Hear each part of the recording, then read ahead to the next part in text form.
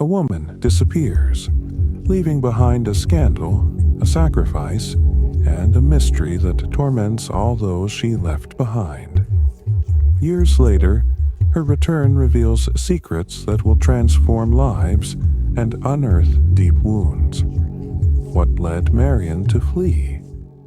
And, more importantly, what will happen now that she has returned?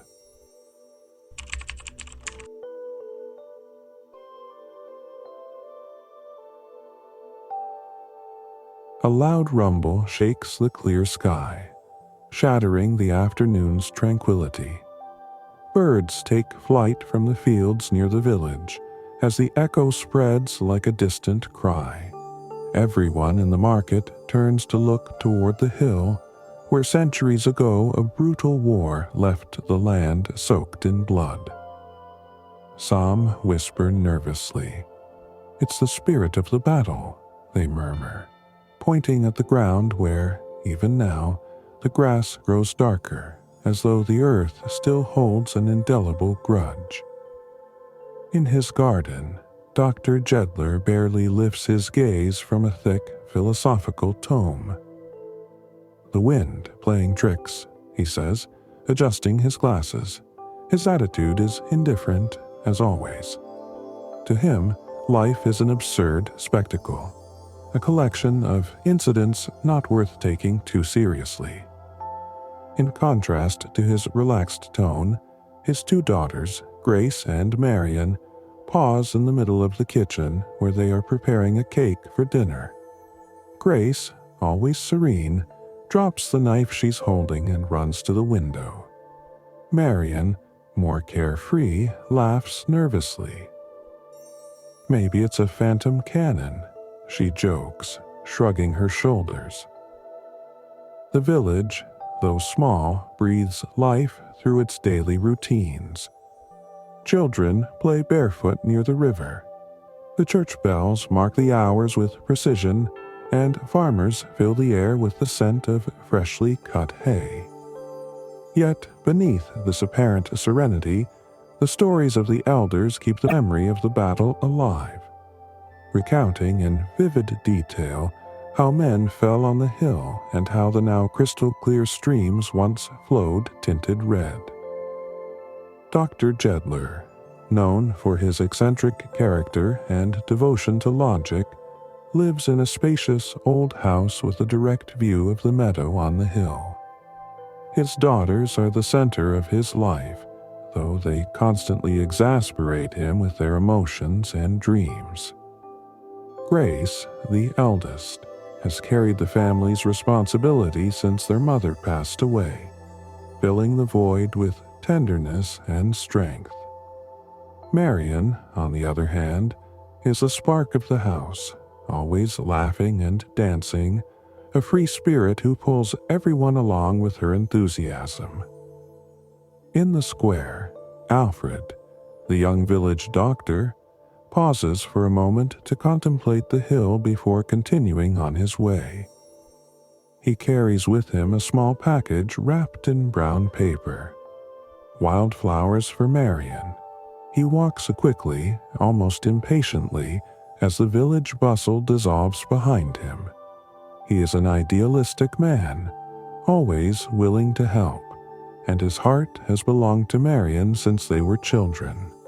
However, Alfred cannot help but notice something strange in the air, a sense that something is about to change, as if the stories of the past are ready to reclaim their place in the present.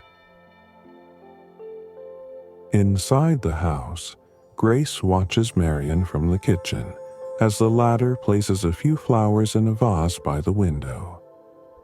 "Someday you should take things more seriously," Grace tells her gently.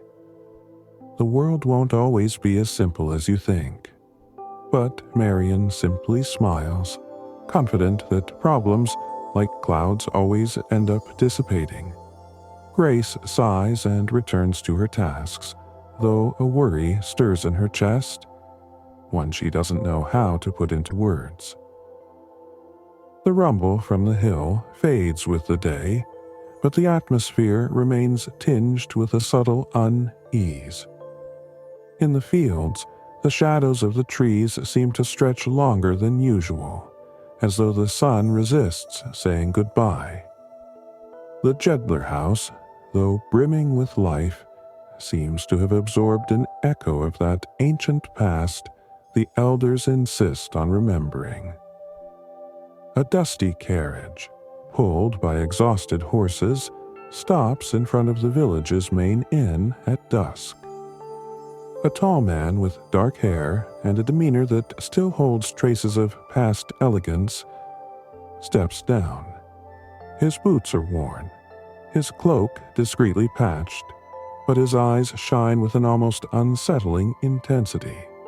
Michael Warden, carrying a suitcase that seems to contain little more than a few belongings, enters the inn and requests a room.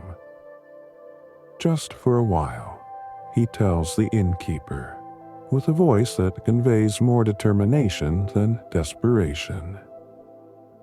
Michael's arrival does not go unnoticed. In a village where any novelty becomes the talk of the town, rumors about the stranger spread quickly. Some say he is a ruined noble, others that he is hiding from some debt or scandal. The most observant, however, notice his steady stride and the way he surveys his surroundings, as if he were assessing every corner, every glance, like pieces on a chessboard. Marion, strolling through the market with Grace the next day, crosses paths with him by chance. A single moment is enough. Michael's eyes meet Marion's, and though they exchange only a brief greeting, she feels a strange tingling sensation she cannot explain. Grace, noticing her sister's distraction, takes her arm with a faint but firm smile. "What are you looking at? Don't forget Alfred is coming this afternoon," she reminds her, trying to pull her back to reality. That afternoon, Alfred arrives with his usual smile and a bouquet of flowers for Marion. However, his expression darkens when, during dinner, he shares the news he has spent days debating whether to reveal. He has received an offer to continue his medical studies abroad, a dream he has always cherished. "It's a unique opportunity," he says, looking at Marion with a mix of enthusiasm and anxiety. "But I only want to do it if I know you'll be here, waiting for me." Marion, with a warm but slightly forced smile, nods and assures him that she will support him. "Of course, Alfred," she says, though in her mind she feels a faint pang of uncertainty that unsettles her. Grace watches the exchange in silence, sensing something that neither Alfred nor Marion seem to recognize at that moment. A crack in what appeared to be a decided future. Meanwhile, Michael begins to integrate himself into the community subtly. He presents himself as someone seeking temporary work and a bit of stability, but his natural charisma soon wins him the favor of some and sparks the curiosity of others. In a chance encounter, he again crosses paths with Marion in the meadow near her home. This time, conversation is unavoidable. "Fate brought me here," Michael remarks, looking at the horizon. Marion laughs, though her laughter sounds nervous. "That's what everyone says when they arrive in this forgotten place," she responds, trying to sound casual. But Michael's intensity both unsettles and attracts her. During their brief talk, he not only speaks of his past life, but also seems to understand her in a way that surprises her. Unaware of these encounters, Alfred prepares for his departure, with the certainty that the love between him and Marion is solid. However, Michael, with his determined personality and air of mystery, begins to destabilize Marion's equilibrium. She finds herself torn between the security Alfred offers and the spark Michael has ignited within her. The peaceful world of the Jedler family slowly begins to crack. Grace, always observant, notices Marion's inner turmoil but does not know how to intervene. Dr. Jedler, as always, appears oblivious, convinced that life remains a purposeless comedy. Meanwhile, the scars of the past seem to grow more visible on the hill, like an omen that the peace everyone has enjoyed will not last much longer. Grace pauses by the window, watching as Marion circles the garden with a distant gaze and a flower in her hands. That flower is not from the bouquet Alfred brought days ago. It is a daisy Marion picked during a walk near the meadow. Grace presses her lips together, recognizing the signs of change in her sister. Marion has always been lively and impulsive, but now there is something else. A glimmer of unease, an emotion held back that Grace cannot quite decipher. "Why don't you say something to her?" Dr. Jedler asks as he methodically slices an apple at the table. "You can't protect her from life itself, Grace. All this dramatism is absurd. Marion is young. Let her stumble a little like the rest of us." Grace turns to her father, frowning. "I don't understand how you can talk like that, Father. There's more at stake than a simple stumble." But Dr. Jedler simply smiles, shrugging his shoulders. That afternoon, as Grace helps Marion prepare sweets for an event at the church, the tension between them boils over. "Why have you been so distracted lately?" Grace asks, trying to sound casual. "Alfred leaves soon, and you should cherish every moment with him." Marion sighs, not lifting her gaze. "You always know what's best, don't you, Grace? You always have the answers. Don't you ever get tired of carrying everything and telling the rest of us how we should feel?" Grace slams the rolling pin onto the table harder than necessary. "I'm only trying to protect you, Marion. I don't want to see you make a decision you'll regret. Alfred loves you, and I don't think you understand what it means to break that bond." Her words fall like a bucket of cold water, and Marion retreats with a knot in her throat. Meanwhile, in the village office, lawyers Snitchy and Craggs engage in a conversation that borders between practical and philosophical. Snitchy, the more talkative of the two, examines a contract while his colleague Craggs stares out the window with an impassive expression. "Our dear Alfred is betting everything on this journey," Snitchy says, adjusting his glasses. "A calculated risk, of course, but still a risk. Emotions, my friend, are the most unpredictable variable in these kinds of equations." Craggs slowly turns. Emotions always find a way to complicate everything, but let's not be the ones to predict disasters. After all, it's love that moves the world, isn't it? Snitchy lets out a brief chuckle. "Love? No, my friend. What moves the world are consequences. And I assure you, in this story, there will be plenty." Alfred's arrival at the office interrupts their chat. He is there to finalize a few formalities before his departure, though he tries to appear enthusiastic about the trip. A shadow of concern darkens his face. "Do you think I'm making the right decision?" he asks, somewhat unsure. Snitchy replies quickly, "Of course, young man.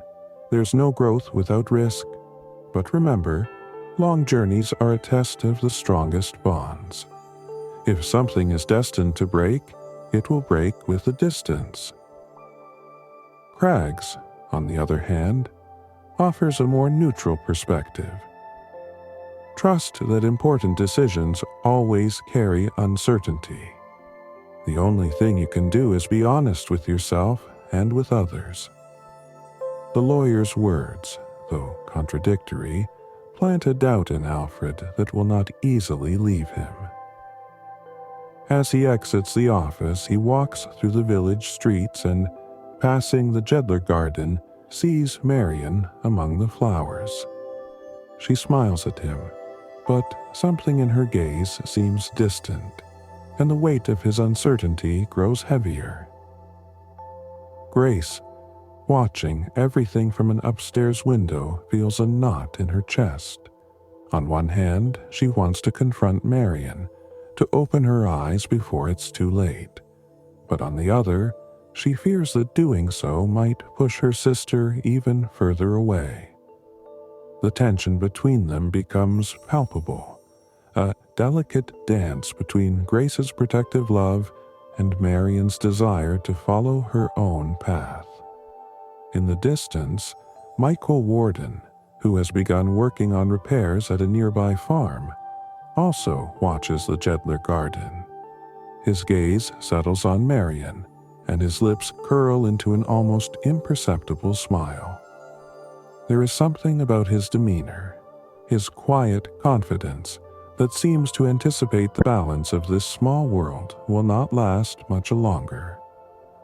Night fell slowly and heavily over the small village. The stars, barely visible between the clouds, seemed reluctant to illuminate the stage of the internal conflicts consuming Marion. In the room she shared with Grace, Marion sat before her dressing table, a trembling pen in her hand and a blank page before her. The house's silence was broken only by Grace's steps in the hallway, her tireless sister, always watchful, always strong. But this time, Marion knew she could not seek her advice. The idea had taken shape days before, during a chance encounter with Michael Warden in the nearby meadow. Although he had spoken of his plans to leave the village and seek fortune elsewhere, it was the sincerity in his voice that planted the seed. "I have no roots here, Marion, but I can't help but feel that someone like you deserves more than a predetermined life." His words echoed in her mind like a constant refrain. Marion, torn between duty and desire, realized that neither Alfred nor Michael was the answer. The real decision was to sacrifice herself for both of them. With silent tears falling, Marion began to write the letter to Grace. The words poured from her heart like an unstoppable torrent. "Dear sister, if you're reading this, I am no longer here. My departure will be a scandal, but you will face it with the dignity you've always shown us. I cannot go through with this wedding, not because I don't love Alfred, but because you deserve a life where you don't have to carry my shadow. He belongs to you more than he has ever belonged to me. And though I won't say it aloud, our father knows it too." The pen trembled in her hand as she added a final thought. "Please don't look for me. What I do for you and for him." Marion left the letter under Grace's pillow and prepared for the inevitable. That dawn, with the house wrapped in silence, Marion slipped out through the back door. The cold breeze brushed her face, but it did not stop her. She headed to the only place where she knew she would find Michael, the inn. She found him packing his modest suitcase, ready to leave before sunrise. "I need your help," Marion said, with an urgency Michael could not ignore. She explained her plan, to let the village believe they had eloped together.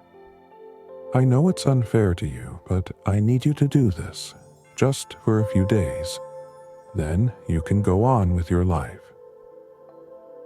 Michael looked at her in silence, reading a mixture of determination and sadness in her eyes. Finally, he nodded. "I'll do what you ask, but you know this will have a price. Not for me, but for you." As the sun began to paint the sky, the news spread quickly. Marion had run away with Michael Warden. A farmer claimed to have seen the pair leave in Michael's carriage at dawn, which only fanned the flames of gossip. Within hours, the story had turned into a scandal. Alfred arrived at the Jedler home, seeking answers, his face distraught. "Where is Marion?" he demanded, his voice broken with anguish. Grace, who had found the letter just before his arrival, tried to maintain her composure. "She's gone, Alfred. Marion couldn't go through with the wedding." The weight of the words fell like a stone on Alfred, who staggered back. Why didn't she tell me? Why didn't she trust me? His gaze sought answers in Grace, but she could only lower her head, unable to confess the true reason. Dr. Jedler, who until then had remained silent, finally spoke in a tone filled with bitterness. "What a cruel joke life is. To raise a daughter only for her to drag our name through the mud." His words echoed through the room, but they did not reach Grace, who had already left to follow Alfred, fearing he might do something reckless. In the days that followed, the village became a hive of rumors. Theories ranged from a passionate romantic escape to an elaborate deception to avoid the marriage. However, in the quiet of the night, as the Jedler household tried to piece itself back together, Grace read Marion's letter over and over again, understanding that her sister's decision had been much more than a simple act of rebellion. Marion, meanwhile, found temporary refuge in a nearby convent, keeping herself hidden while chaos erupted in her absence. She knew her sacrifice had left Alfred shattered, but she also knew it was the only way to allow Grace and him to build something real, far from the shadows of uncertainty. In the distance, Michael Warden left the village, carrying the weight of the secret. Though he had accepted his role in Marion's plan, he could not shake the feeling that he had contributed to something darker than either of them had anticipated. The first time Grace went to the market after Marion's departure, silence fell over the square like a stone. Conversations stopped instantly, and all eyes turned to her, full of judgment and poorly concealed curiosity. However, Grace did not falter. She walked with her head held high, her posture rigid like armor, ignoring the murmurs that ignited as she passed. "There goes the doctor's other daughter," whispered a woman as she pretended to examine some apples. Did she know about Marion's plans? They always seemed too close. Grace reached the baker's stall and, with the same serene voice as always, placed her order. But when the man handed her the bread wrapped in paper, he avoided looking directly at her. It was a small gesture, almost imperceptible, but Grace felt it like a blow. At home, things were no easier. For the first time in years, Dr. Jedler seemed affected by something beyond his books and philosophy. He sat in silence for long stretches, staring at a corner. When Grace tried to talk to him, he would often divert the conversation to trivial matters, But one day he let slip a thought that surprised her. "Perhaps I was wrong," he murmured, as he distractedly flipped through an old treatise. "Perhaps life is not as absurd as I thought. Perhaps our decisions, even the ones we deem insignificant, are too important to ignore." Grace, listening to these words from the doorway, felt a pang of pain. Her father, who had always been a pillar of indifferent rationality, now seemed lost, as if Marion's scandal had forced him to face his own fragility. Meanwhile, Alfred had stopped visiting the house. The few times Grace saw him in the village, he limited himself to a cold nod, almost curt. Alfred had changed. The once idealistic and kind young doctor was now a hardened figure, with a somber face and a gaze that was always distant. For him, Marion's departure had not just been a personal betrayal, but a wound that made him question everything he believed about love and trust. "Why didn't she tell me, Grace?" Alfred demanded one day when they met in the square. "Why didn't she trust me? If she had wanted to leave, I could have understood it. But this is something I can never forgive." Grace wanted to explain the truth, to tell him about the letter Marion had left her, but the words caught in her throat. She had promised to protect her sister's secret, and though each day that decision weighed heavier on her, she clung to it with the same determination Marion had shown when she left. Meanwhile, Michael Warden, now an almost ghostly figure, left the village amid murmurs and glances full of contempt. The few who spoke to him did so with sarcasm or mockery, reminding him that his reputation had been ruined forever. But Michael, faithful to his promise, kept silent about the truth. On his last night in the village, he walked up to the hill where the moon illuminated the ancient battlefield. There, sitting among the shadows of the stones that still marked the graves of the fallen, he allowed himself a moment of vulnerability. "I hope this was worth it," he whispered to the wind. He didn't know if his words were meant for Marion, for fate, or for himself.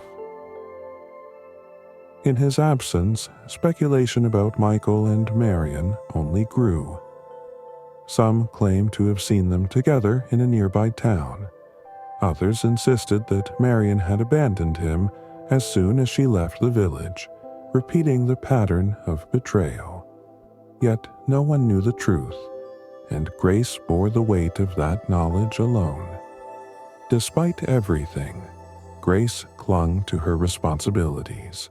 She became her father's support, faced the village with dignity, and tried somehow to repair the damage Marion's departure had caused. But each night, as silence filled the house and the lamp's faint glow barely lit her room, Grace reread her sister's letter, searching for answers that never seemed to come. The Jedler family's wound only deepened, and the scandal became a shadow that seemed impossible to dispel. Yet, in Grace's heart, there remained a spark of hope. The conviction that one day she would find a way to rebuild what had been broken, no matter how much time or sacrifice it cost.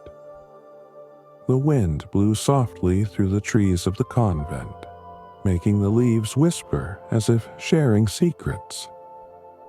Marion, now known to the sisters as Sister Elena, walked through the orchard with a basket full of apples. Her face had changed. It still held traces of the lively young woman who once brightened the Jedler home, but her eyes revealed a forced serenity, a calm she had learned to master over time. From the top of a nearby hill, the village was visible, and though Marion rarely ventured down, she knew more than she let on. Each week, she received news of Grace thanks to a kind sister who ran errands. Grace was now an admired woman in the village, a leader in the community who had successfully taken on her family's responsibilities. Though Marion felt proud of her sister, she also recognized the cracks beginning to form within her. The years of bearing the village's accusing glances, maintaining a facade of perfection, and hiding the truth had started to take their toll. In the village, Alfred had become a respected physician, but his character had changed since Marion's departure. Though he remained a man of integrity and professionalism, he had lost some of the warmth that once defined him. However, in recent months, Alfred had begun to visit Grace more often. At first, the visits were occasional, but they had grown more frequent, and though both maintained appearances, whispers quickly began to spread.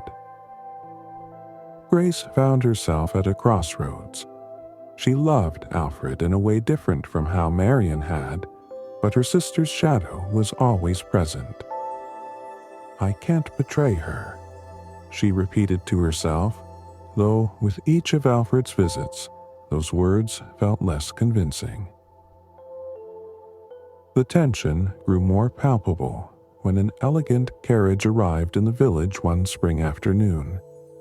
Michael Warden had returned, but not as the ruined man of years past. Now he was a successful businessman, with a presence that radiated confidence. Onlookers watched him with a mix of admiration and distrust.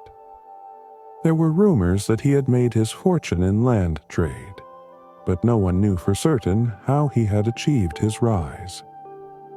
Michael quickly became the topic of conversation in every corner of the village. Some remembered his supposed romance with Marion, and his return reignited the questions about what had really happened.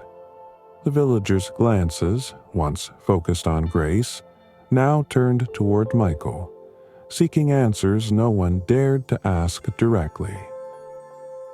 Michael's arrival unsettled the fragile balance Grace had so carefully maintained. Though she struggled to keep her composure, the past she had buried was beginning to surface. Michael, for his part, sought Grace out on his first night in the village. He found her in the Jedler garden, gathering flowers for the church altar. "It's been many years," Michael said, with a smile that didn't quite reach his eyes. Grace, her hands tense around the flowers, returned his gaze without speaking. "I haven't come to cause trouble," he continued, "but I thought it was time to close certain chapters." Grace couldn't suppress a bitter laugh. "Close chapters? What are you talking about, Michael? The scandal you left behind? The questions that still haunt me?" Michael took a step closer, his voice now more serious. "I know what you think of me, Grace, but I've always kept my part of the deal. I never revealed the truth, for Marion's sake and for yours." The name Marion fell between them like a stone into a pond, breaking the surface of their conversation. Grace felt the blood drain from her face. "What do you know about her?" she asked, almost in a whisper. Michael paused, choosing his words carefully. "I know she's not with me, as everyone believes. And I know that wherever she is, she trusts you to uphold the sacrifice she made." That encounter left Grace with more questions than answers. Though Michael had said little, his presence alone was enough to stir old wounds. But the real shift occurred when Alfred saw Michael at the market. The air between them grew tense, and though they exchanged polite greetings, there was something in Alfred's gaze that suggested more than simple discomfort. Perhaps he sensed that Michael carried truths no one was ready to face. The following days were filled with whispers and tense encounters. Grace, for her part, could not stop thinking about her sister's sacrifices and the decisions she herself had made. Alfred, now closer to her than ever, seemed to search for something in her company, perhaps an answer to the wound Marion had left. And Michael, watching from the shadows, knew that his return would not pass without consequences. At the convent, Marion received news of Michael for the first time in years. The sister who brought the news mentioned it casually. An elegant man arrived in the village. Michael Warden, I believe his name is. Marion dropped the basket she was carrying, her heart pounding. Though she had left the world behind, it seemed the world was determined not to leave her. One summer afternoon, with the sun bathing the village streets in a golden glow, Alfred appeared unexpectedly at the Jedler home. Grace, busy in the garden, saw him approach with a serious, almost solemn expression. Her heart began to pound, sensing this would not be an ordinary meeting. "Grace," Alfred said, holding her gaze as he drew closer, "I need to speak with you." He invited her to walk toward the meadow, away from the curious eyes that always seemed to follow them in the village.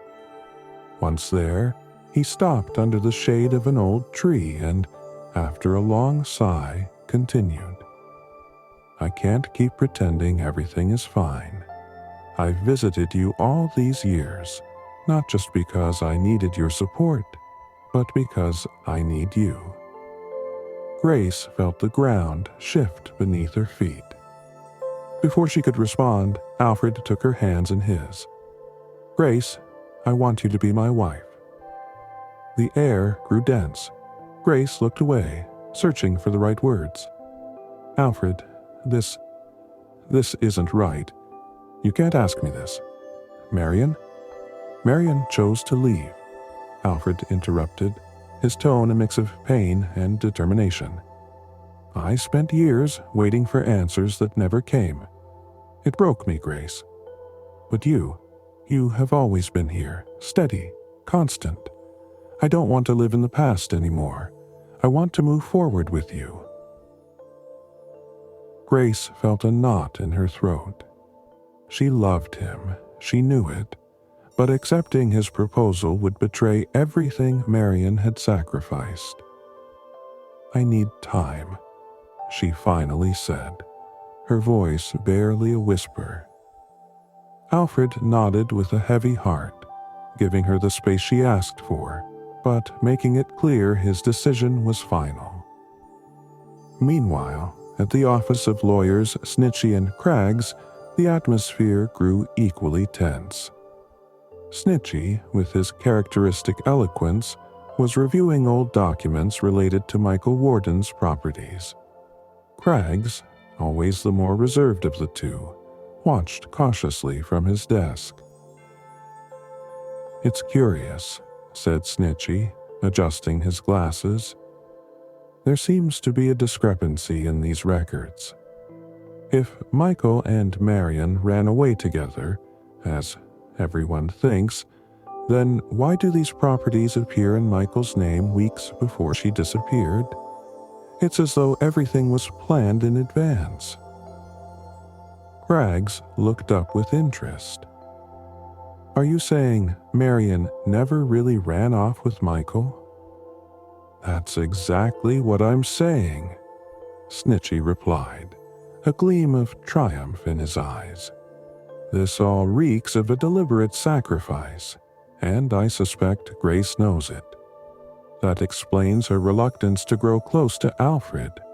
She's carrying a secret far too heavy. The two lawyers exchanged a silent glance, fully aware of the implications of their discovery. If the village were to learn that Marion was not the selfish rebel they had assumed, but a woman who sacrificed her happiness for her sister, the whispers would shift to a new target. Grace, who had borne years of accusing stares, could become the protagonist of an even greater scandal. Michael, for his part, quickly learned of the lawyer's discovery. Though he had remained silent for years, he felt the weight of his role in the story becoming unbearable. One afternoon, he confronted Grace in the Jedler garden. "You know, the truth can't stay hidden forever," he told her, his voice filled with a mix of urgency and guilt. "People are starting to piece things together. What will you do when they find out everything?" Grace looked at him, her eyes full of despair. "Michael, why did you come back? Everything was under control before you arrived." "I came back because I could never leave this story behind," he replied. "And I don't think you can either. You can't build a life on secrets, Grace. Sooner or later, someone will speak the truth." The tension between them broke when a familiar figure appeared at the garden gate. It was Alfred, who had overheard part of the conversation. "What secrets, Grace?" he asked, his face hardened. "What are you hiding from me?"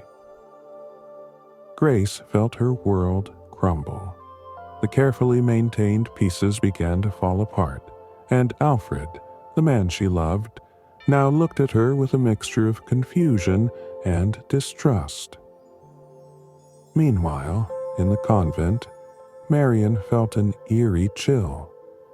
She didn't know that the veil she had woven to protect her sister was about to tear, exposing the truths she had tried to hide for years. The road to the convent was wrapped in a silence almost reverent. Grace, her heart pounding feverishly, gripped the reins of her horse tightly, each step accompanied by the crunch of leaves beneath its hooves. She had spent the night sleepless, tormented by the lawyer's discovery and the growing pressure from Alfred. Now, only one person could help her find clarity: Marion. When she reached the convent, a sister greeted her kindly but with evident surprise. "Are you here to see Sister Elena?" she asked, and Grace nodded. "Follow me, but please be brief. Visits are not common here." The convent's orchard stretched like a haven of peace, with wild flowers and fruit trees that Marion had tended over the past years. There she was, bent over an apple tree, picking ripe fruit with calm, deliberate movements. When she looked up and saw Grace, her expression shifted from surprise to unease. "Grace," Marion whispered, letting the apple fall to the ground. "What are you doing here?" Grace approached with determined steps, but as she stood before her sister, her resolve broke. For a few moments they remained silent, until Grace, with tears in her eyes, let out the words she had been holding for so long. "I can't do this anymore, Marion. Your sacrifice, your departure, everything is falling apart. I need you to come back. You have to face what you left behind." Marion looked away, her serene face now heavy with pain. "I can't go back, Grace. What I did for you, to give you the chance at a life I could never offer Alfred." "But you didn't give it to me," Grace cried, her voice breaking. Everything you've done has left me with a burden I can't carry. The village judges me. Alfred loves me, but every time I look at him, I feel like I'm betraying you. Do you think this is what I wanted?" Marion sat under the apple tree, hugging her knees as though shielding herself from her sister's words. After a long silence, she murmured, "I never stopped loving Alfred, Grace, but I couldn't marry him knowing that you loved him too. Since Mother died, you've been everything to me. I saw how you looked at him, how he was starting to see you. I knew that, sooner or later, I would lose him. So I chose to leave before the pain became unbearable." Grace fell to her knees in front of her sister, gripping her hands tightly. "Marion, you didn't give me the chance to choose. You left and left us all with a void that's never been filled. I can't go on like this. If you really love me, come back with me. You need to tell Alfred the truth." Marion pulled her hands away, her eyes brimming with tears that finally fell. "I don't know if I can do it, Grace. I've lived in this silence for so long that the world outside feels foreign to me." But Grace didn't relent. With a voice steadier than she'd ever used, she said, "Then do it for yourself. Do it because you deserve the peace you always denied us. The sacrifice was yours, Marion, but you should never have carried it alone." Marion closed her eyes, letting her sister's words sink in deeply. When she opened them again, there was a renewed determination within them. "All right, Grace, I'll go back with you, but I won't promise it will be easy." Marion's return to the village was like a stone thrown into a still lake. The surprised stares and murmurs filled the streets as people saw her step down from the carriage. Grace, walking beside her, held her hand as though trying to transmit strength. When Dr. Jedler saw Marion enter through the door of the house, he froze, speechless. Finally, with a mix of relief and emotion, he embraced her as though afraid of losing her again. But the most difficult moment came that same afternoon when Alfred arrived at the house, looking for Grace. As he stepped across the threshold, his gaze met Marion's, and time seemed to freeze. For a few seconds, neither of them spoke, until Alfred, his voice choked with emotion, whispered, "I thought I'd never see you again." Marion stepped forward, her voice trembling but firm. "I don't deserve your forgiveness, Alfred. I left because I thought it was for the best, but it wasn't. Not for you, not for Grace, not even for me." Alfred, still processing her words, exhaled deeply. "You broke me, Marion. You left me in a void it took years to climb out of. But now I understand that your decision wasn't selfish. It was out of love. Love for Grace, love for me. And though it hurt more than I can explain, I can't hate you for it." Marion couldn't hold back her tears. "Alfred, I only want you to find happiness. It doesn't matter if it's not with me." He nodded slowly, as though those words finally closed a wound that had been open for years. "What matters now is that we understand what this story has left us. We've all changed, Marion. I have too. And though the love we felt will never disappear, perhaps now we can find a way to move forward." That night, in the Jedler household, there were no absolute reconciliations, but there was a sense of closure. Marion, Alfred, and Grace shared a quiet dinner, each of them processing the weight of the years that had passed. For the first time in a long time, there were no secrets between them, only the hope of a different future. The morning sun illuminated the Jedler house, now alive with Marion's presence. For the first time in years, Dr. Jedler felt rejuvenated, as though his daughter's return had dispelled a cloud of bitterness he himself had created. When Marion entered the sitting room that morning, she found him seated by the window, gazing at the meadow. "Father," Marion said softly, almost timidly, "may I sit with you?" The doctor looked up, his expression serious for a moment. But then, as though an invisible weight crumbled, he gestured for her to come closer. "Marion, I was hard on you, harder than you deserved. I thought your leaving was a selfish act, but now I see it was the opposite. I was the one who didn't understand the sacrifice you made." Marion took his hand, a tear escaping from her eye. "I never wanted to hurt anyone, Father. I only did what I thought was right at the time." "I know, my dear," said Dr. Jedler, squeezing her hand tightly.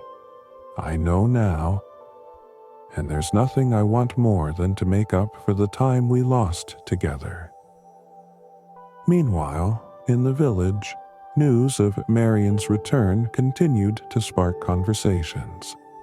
Some neighbors welcomed her warmly, while others, still clinging to the rumors of the past, regarded her with suspicion. But Marion refused to be intimidated. Instead of retreating into the safety of her home, she actively engaged in the life of the village. She began visiting the neediest families, bringing food, clothes, or simply her company. She helped a young widow organize her finances and brought comfort to an elderly man struggling with illness. Her actions soon began to change the villagers' perception of her.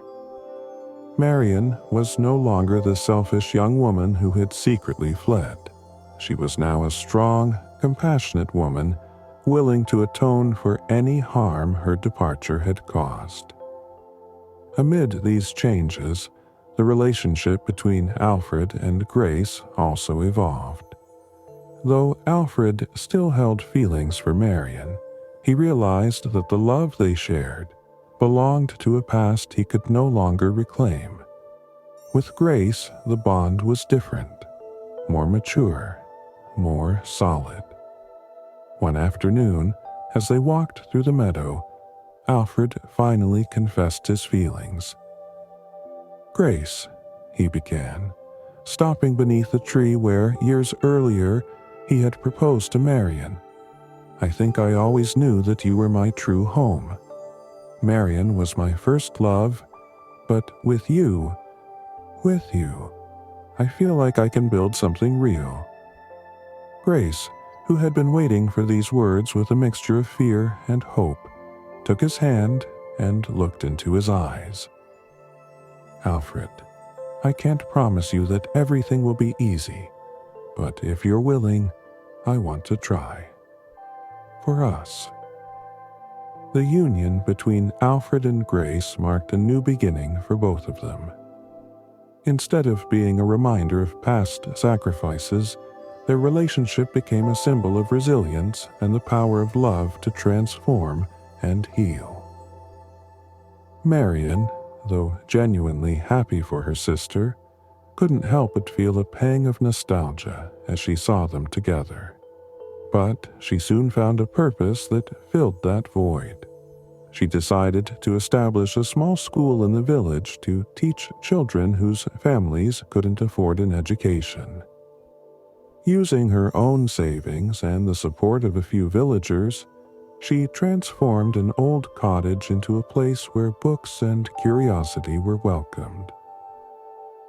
Over time, Marion's school became the heart of the village, a space where future generations grew up remembering not the scandal of her past, but her dedication and love for the community.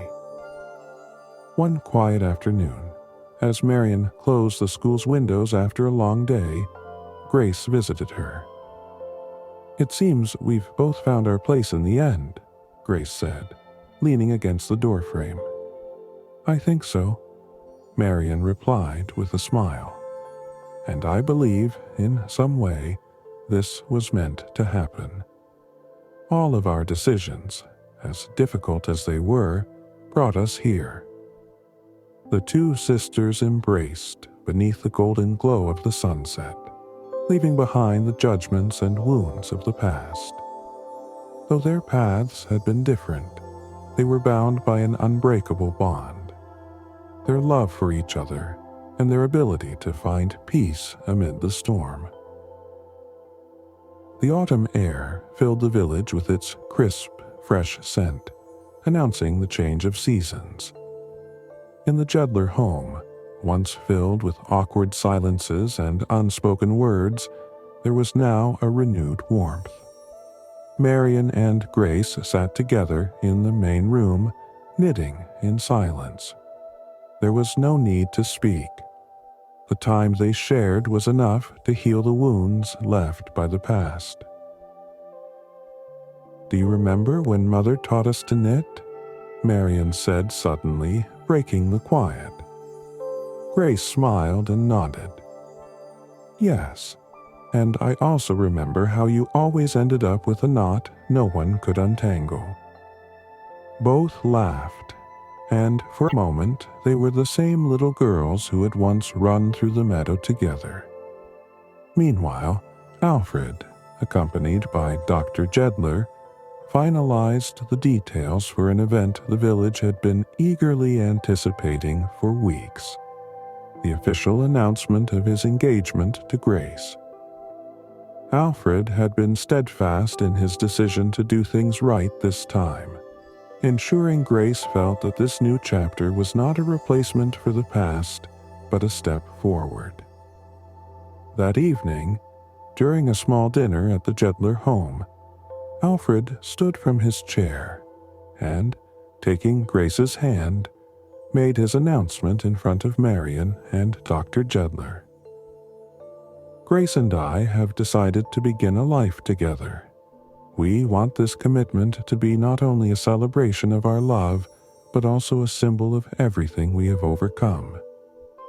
Marion, with a sincere smile, applauded alongside Dr. Jedler, who, wearing a reflective expression, raised his glass. "I've learned something from the two of you," said the doctor, looking at Grace and Alfred. "Life isn't the absurd comedy I always thought it was. It's more like a drama with touches of humor, full of twists and unexpected moments that give it all meaning." Marion, moved by her father's words, added, "And the most important thing is that we can always choose how to respond to those moments." In the days that followed, news of the engagement spread quickly through the village, and celebrations began to take shape. However, not everyone shared in the joy of the moment. Michael Warden, who had been observing the unfolding events from afar, knew that his time in the village had come to an end. Though he never admitted it, his return had been driven by a desire to close the chapter of Marion. But what he found was a different reality.